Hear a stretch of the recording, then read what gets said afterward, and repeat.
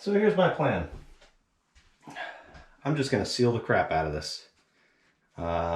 Just to make sure we got no leaks. Okay. Now, on the bottom, I'm gonna use this stuff. Just like this. That's why I spread that out so much. So this can stick to it. Nice.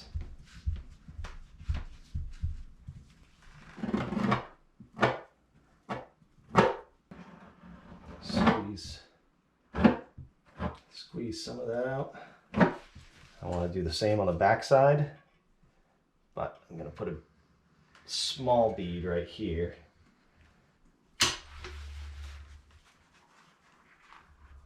So that this sticks to that. Creates a seal. There we go.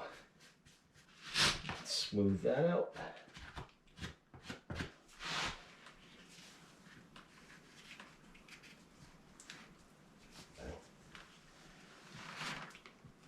So that looks nice and sealed up. Now if you weren't able to get over that lip and you have kind of a big gap here, they do recommend using this tape. So load it up with the sealant and then roll this tape out. There's the finished product.